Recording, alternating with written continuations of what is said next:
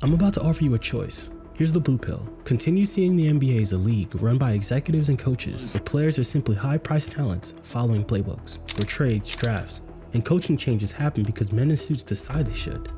Does it make you think about what you're accomplishing here? Or maybe what you could accomplish with what's left of your Laker tenure?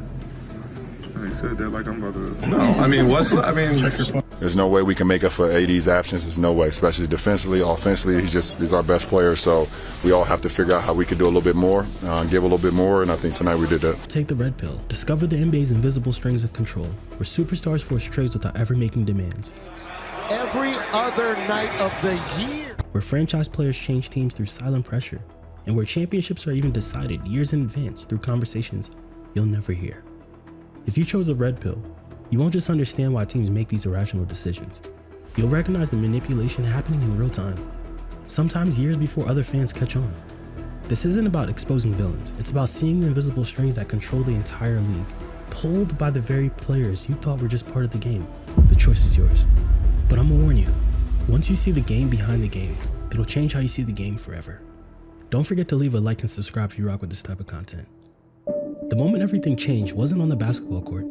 It was on a stage in Greenwich, Connecticut, July 2010, when LeBron James revealed who really holds the leverage in the NBA with just a few words. The answer to the question everybody wants to know. LeBron, what's your decision? In this fall, man, this is very tough. In this fall, I'm going to take my talents to South Beach and join the Miami Heat. Miami Heat.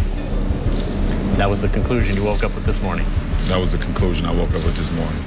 The public's reaction is harsh.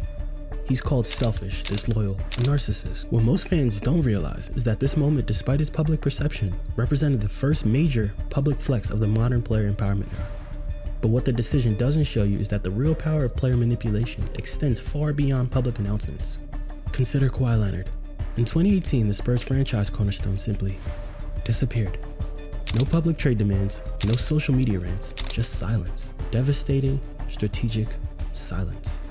For months, Kawhi communicated through absence, rehabilitation in New York away from team doctors, missed games despite medical clearance, ignored calls from teammates and coaches. This wasn't a tantrum. It was calculated pressure applied with surgical precision. The Spurs, one of the most stable franchises in sports, eventually cracked. They traded their franchise player for pennies on a dollar, all without Kawhi ever having to say a word publicly about wanting out. This is level 1 of NBA manipulation, the media chess game. The most effective NBA power players never publicly demand anything. They create leverage through subtle actions that maintain plausible deniability while applying maximum pressure. Jimmy Butler posts a cryptic Instagram story hours before demanding a trade from Minnesota. In quotations, it's not about the money. Kevin Durant follows and unfollows teammates at strategic moments. Damian Lillard shares a photo with no caption during trade speculation. These aren't random actions. They're calculated moves designed to create media narratives that apply pressure while allowing players to say, "I never said that." And here's where the genius reveals itself. The players never have to cross the line. The media machine, hungry for content, amplifies whispers into screams. Speculation becomes fact. Pressure builds like a storm. All while the star maintains perfect deniability. You'll hear players say, "I'm just focused on the season.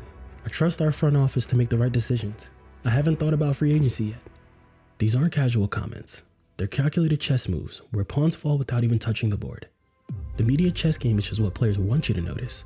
Now let me show you level 2, the shadow network, where superstars recruit each other right under the NBA's nose, where agents create invisible alliances, and where tampering isn't illegal, it's just rebranded. The most powerful forces in the NBA operate in plain sight, yet remain invisible to the untrained eye. In 2016, Team USA travels to Rio for the Olympics. These are my clown ass Olympians right here. You know what I'm saying? We are, you know what I'm saying? New to Snapchat and all that. Look at him, Jimi Hendrix in the face ass. Hotel of Harrington. You know? Look at that. It's disgusting. Oh my God. Ew. On that team, KD, Draymond, and Clay. For 3 weeks, they shared hotels, buses, and practice courts. 1 month later, KD signs with the Warriors. Coincidence? Hardly. We go sign KD.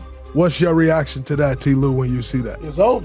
You blitz Steph, and now you got Clay and KD on the weak side. You know, you short rolling, you got Iguodala for the lob, and you got Clay and KD in the corners. Like, it just became Come on, dude. Yeah, it just became too hard. Or consider All-Star Weekend, where players who publicly compete suddenly share private dinners and exclusive parties.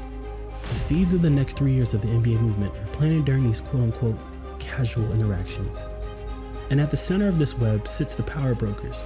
Welcome back to the show today. Today we are talking about NBA agents. Agents who represent not just players, but entire ecosystems of influence. The Anthony Davis saga reveals this perfectly. AD shares an agent with LeBron James, Rich Paul of Clutch Sports.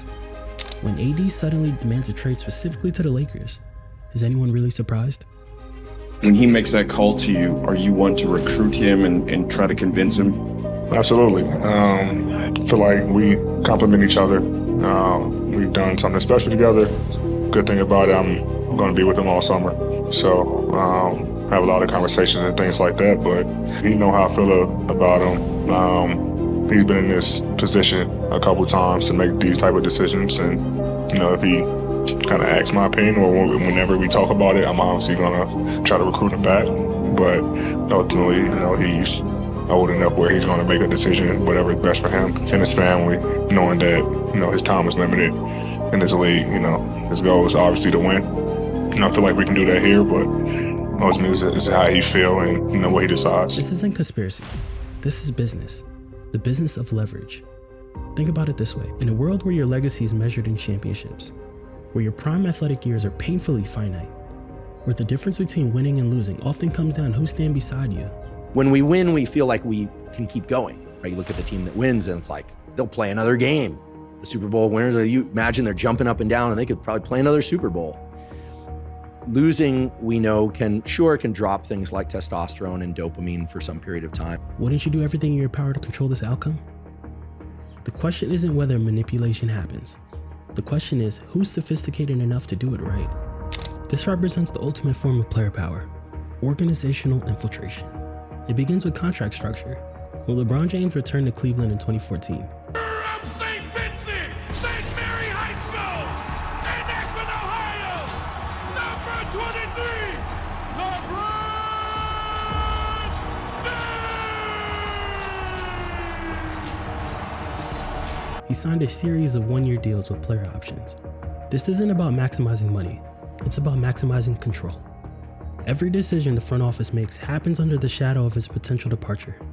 It's pressure without ultimatums, power without fingerprints. The results speak for itself. The Cavs traded Andrew Wiggins for Kevin Love. They fire head coach David Blatt despite a winning record. They trade for J.R. Smith, Iman Shumpert, and Timothy Mozgov. And they signed Tristan Thompson to a massive contract. Tristan Thompson, by the way, shares the same agent as LeBron. The most sophisticated stars build coalitions with organizations. They mentor young players who become loyal supporters. They form bonds with assistant coaches who provide information. They cultivate relationships with team staff who becomes their eyes and ears. Information is power. And in NBA organizations, information flows towards stars like water downhill. You might be thinking, if this manipulation is so pervasive, why don't teams fight back? The answer is both simple and devastating. It's because they can't. In a league where stars drive revenue, where one player can transform a franchise value overnight, the leverage will always favor the irreplaceable. Teams aren't just competing against each other for championships. They're competing for the favor of a handful of players who can deliver them. The moral complexity here runs deep. Is it wrong for players to seize control of their careers? To use every tool at their disposal to shape their legacy? Or are they simply playing the game at a level most haven't recognized yet? The difference between James Harden's messy exit from Houston and Draymond's behind-the-scenes recruitment of KD isn't talented, it's artistry. One is demolition, the other is a masterpiece of influence. I'll never forget this quote. The most powerful person in any room is the one who can walk away and still win. In today's NBA, the person rarely sits at the front office. The next time you watch a game, look beyond the scoreboard. Notice the subtle power plays unfolding in real time. It could be the star who suddenly becomes more engaged after a roster move, the coach who adjusts his rotation after a private conversation, the general manager who makes a trade that seems to come out of nowhere. These aren't random events. They're the visual ripples of invisible currents, the fingerprints of manipulation so sophisticated, it hides in plain sight. The art of NBA manipulation isn't going away. If anything, it grows more refined with each generation. Today's rookies studies the successes and failures of those who came before, developing even more sophisticated approaches to controlling their careers. The question isn't whether players will continue to shape the league from the shadows. It's whether you'll recognize their handiwork when they do. Again, leave a like and subscribe if you made it here. Let me know in the comments which NBA star you think is the most sophisticated manipulator in the league today, or if there's just another situation I forgot about. Let me know in the comments. Peace.